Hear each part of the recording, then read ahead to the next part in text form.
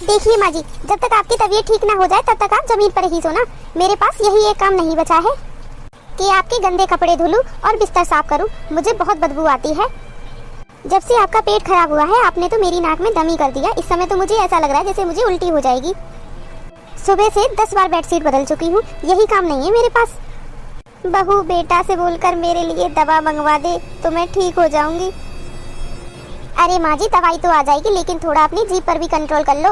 और हाँ, बार बार आवाज मत दिया करो, हजारों काम रहते हैं मुझे।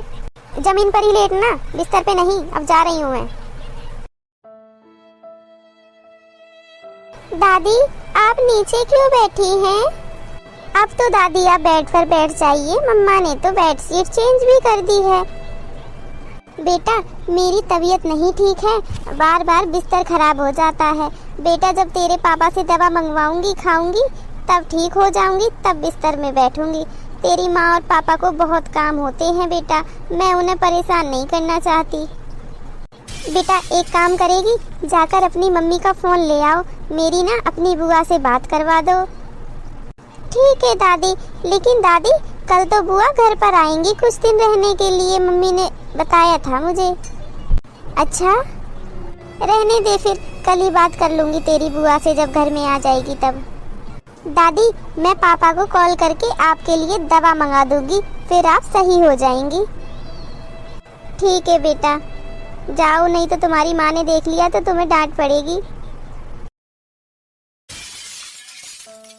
माँ माँ माँ, ये क्या हालत बना रखी है आपने अपनी, और आप जमीन पर क्यों सो रही हो? बेड पर सो जाओ ना। माँ, क्या हुआ माँ, आपको बता क्यों नहीं रही हो? बुआ जी, मम्मा ने दादी को बोला है जमीन पर सोने के लिए। लेकिन क्यों बोला है बेटा? क्योंकि दादी का पेट खराब है और बार बार बिस्तर खराब कर देती हैं, मम्मी को साफ करना पड़ता है, इसलिए दादी को बोला है जमीन पर सोने के लिए। और बुआ जी, आपको पता है मम्मी ने तो 2 दिन से दादी को खाना भी नहीं दिया है। माँ, आपने 2 दिन से खाना भी नहीं खाया है? बेटा, बार बार बिस्तर खराब हो जाता है, इसलिए बहू ने खाना नहीं दिया। बहू बहुत गुस्सा करती है बेटा। लेकिन माँ, आपने भैया को बताया कि नहीं आपकी तबीयत खराब है? हाँ बेटा, तेरी भाभी को बोला था कि मेरे बेटे को बोल देना कि दवाई ले आए। दवाई के बदले आपका खाना ही बंद कर दिया भाभी ने, ये कौन सा तरीका है? माँ, अब आप बिस्तर पर जाकर लेटिए, मैं आ गई हूँ ना, मैं बिस्तर साफ कर दूँगी और मैं भैया भाभी से बात भी करूँगी इस बारे में। आप ऊपर जाकर लेटिए।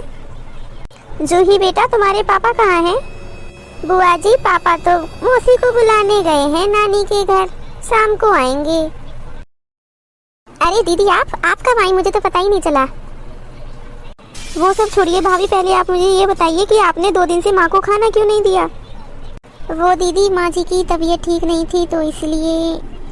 जब किसी इंसान की तबीयत खराब होती है तो उसे दवाई दी जाती है, ना कि उसका खाना बंद कर दिया जाता है।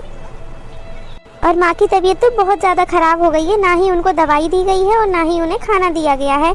अगर भाभी आपकी माँ के साथ भी कोई ऐसा करता तो आपको कैसा लगता? और भैया कहाँ हैं? भैया से भी मुझे बात करनी है, भैया को बुलाइए। वो तो दीदी बाहर गए हैं। भाभी, अगर आपके बच्चे भी बड़े हो जाएंगे और आपके साथ भी ऐसा करेंगे तो आपको कैसा लगेगा? हाँ बुआ जी, आप ठीक बोल रही हैं। जैसे माँ दादी के साथ करती है वैसे मैं भी ऐसे ही करूँगी माँ के साथ।